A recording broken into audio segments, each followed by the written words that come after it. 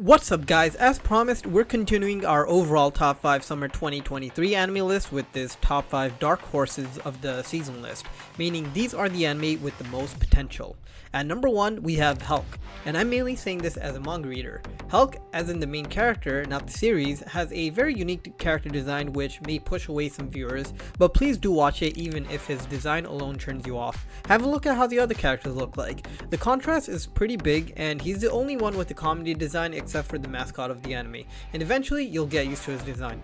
The series is going to start off slow, and that's because this is a dark fantasy but it's also mixed with comedy elements. Do you remember how a lot of earlier shonen anime would have a lot of comedy at the beginning of the series and then get serious like after around 20 episodes or so?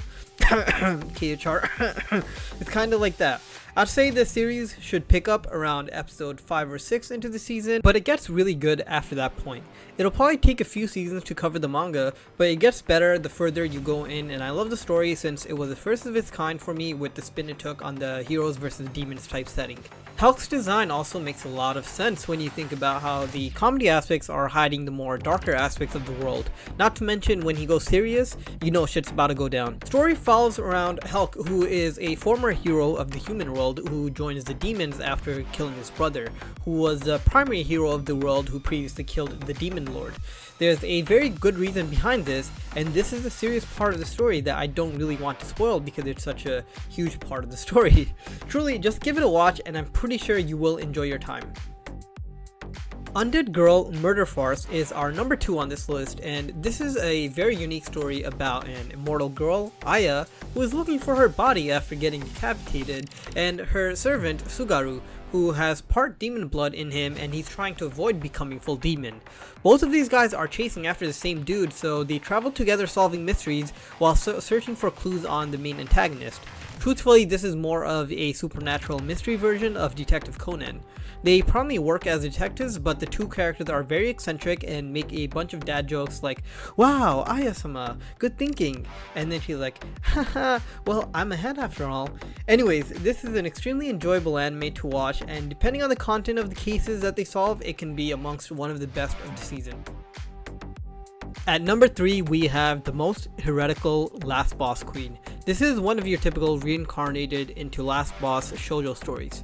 The main character Pride reincarnated into an otome game, which is essentially a dating-like game marketed towards older women, where the original Pride is a villainess and the last boss, and so she causes demise to the male lead and female lead and so on and so on. However, now we have a completely new character filling in the shoes of Pride. As you suspect, because she's a completely different character now and has morals and everything, everyone that normally hates her now loves her, and she's still OP as heck because she was originally supposed to be the last boss. So she truly shines as a main character. I wouldn't really say this is a reverse harem, but the main character Pride does have a lot of people that do adore her regardless of gender, so if you're not into harem type stories then I wouldn't really recommend this, but it's definitely a fun watch for otome game enjoyers, especially people that do enjoy josei or shoujo type stories. At number 4 we have Rurouni Kenshin Meiji Kenkaku Romantan 2023. Like I mentioned in my other video, Rurouni Kenshin has gotten a remake, and everything I'm basing this on is the original 1996 version, which I thought was amazing. The reason I have this so low on this list though is because so far in the latest remake I haven't been too impressed. Not to say it's bad or anything, but I feel sound quality and animation quality has been a little subpar comparatively to the original, let alone the animation standards of today.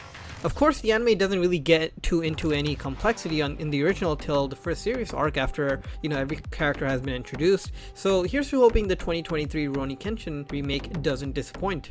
If it doesn't, this will be one of the best dark horses of this list as well. For those of you that didn't watch the original because the art quality is too old, I definitely recommend watching this classic.